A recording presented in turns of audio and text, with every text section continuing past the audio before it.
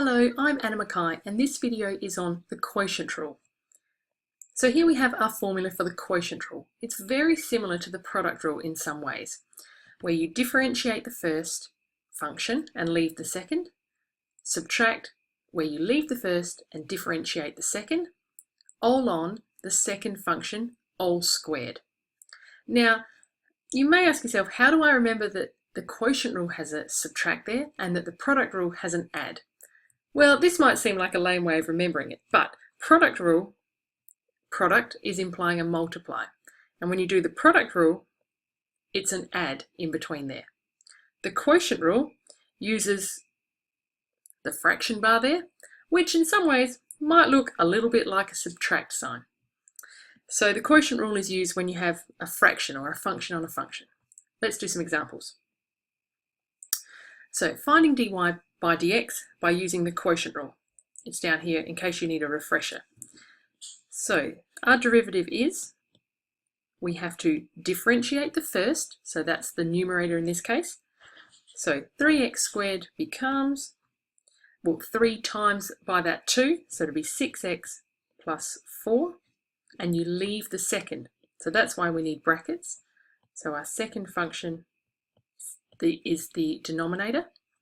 Being quotient rule, it's a subtract, where you leave the first function, 3x squared plus 4x plus 1, and differentiate the second, which is this, so we're just ending up with 3, all over the denominator squared. So 3x plus 1, all squared.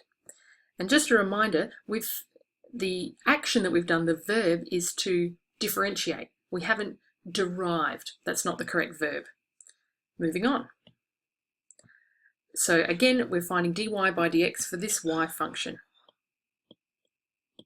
So first function, second function. Differentiate first, just the x term there, because the constants disappear. We're left with 3, and you leave the second function with the square that's there. Now subtract where you leave the first function. Again, brackets are essential in these questions. And differentiate the second. So chain rule here, bring the power down out the front. So the 2, copy and paste what you see, lower the power by 1, so that's just 1, and then differentiate the inside. The x term, that's like negative 1x, so differentiate that, you're left with negative 1, all over the denominator all squared. So that power will change to a 4. Okay, so that's the end of a straightforward question. Moving on. So this question has a couple of parts to it, which some are on the next slide. So for this function here, first of all, find dy by dx. So let's do that. More practice at it. So differentiate the first, just the x term there, so you've got the 1. I'll write the 1 in since we're still learning, and you leave the second. X squared, take 2. And now you subtract where you leave the first and differentiate the second. So constants disappear, differentiate x squared, we get 2x. All over the denominator squared. Okay, so that's our derivative. But because I'm telling you we're going to go on and use it a bit later on, we need to tidy it up a bit. So tidying up that top line.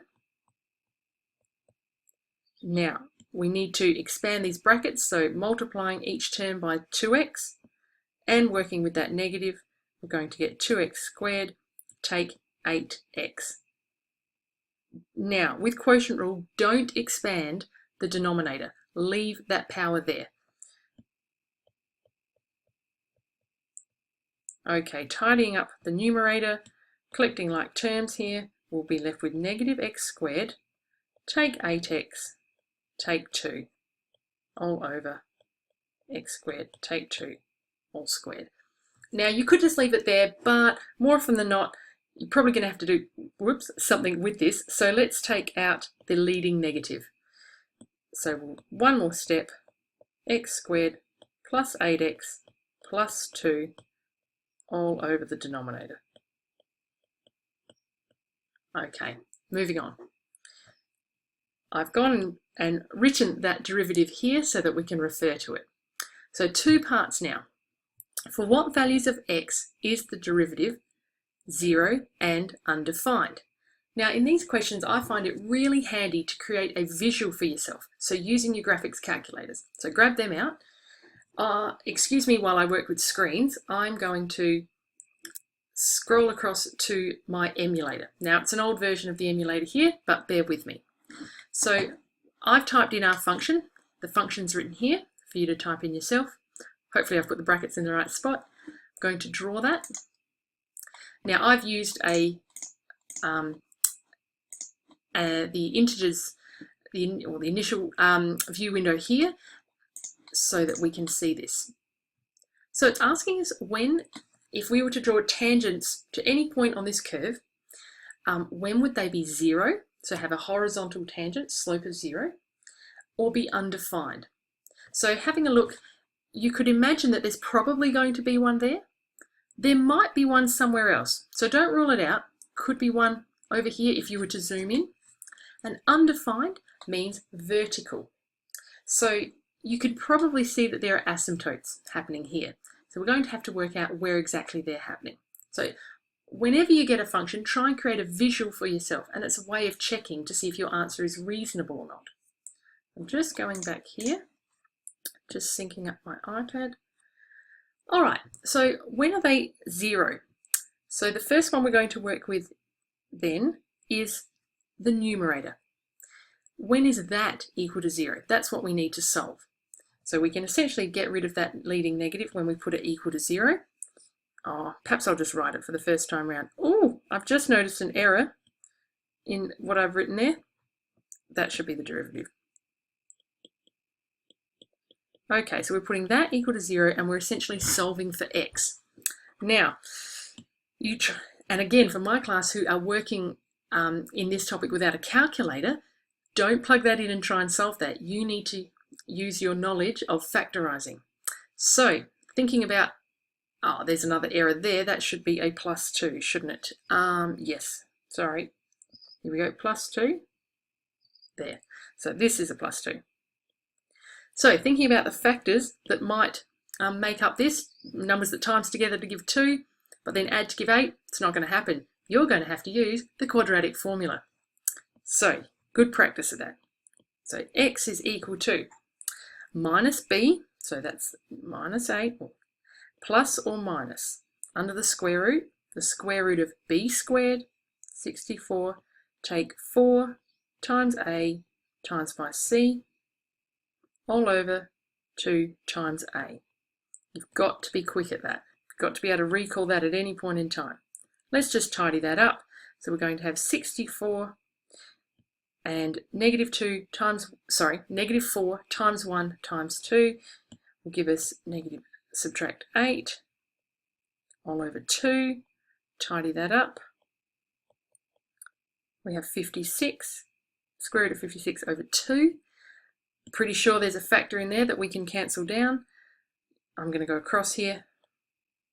I'll just write how I would split this square root up to start with, but you don't need to do this. If you're familiar with the square factors, feel free to just jump to this next line here. But it's a good refresher for some.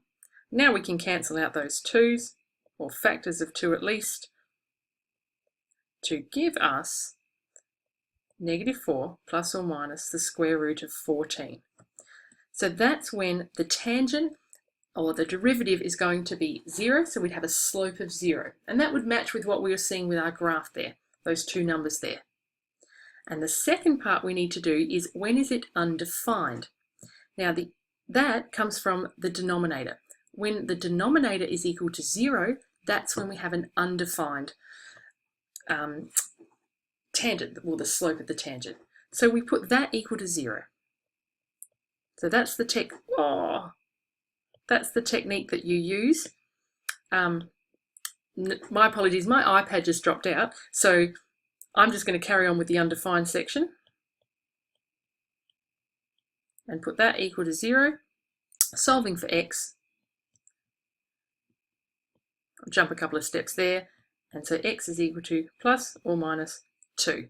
And that should match with what we saw on that graph, that there looked like there were going to be 2 vertical asymptotes there. Okay, if you like this video, give it a thumbs up and subscribe to the channel, and the next video in the series will be called Derivatives of Exponential Functions. Thank you.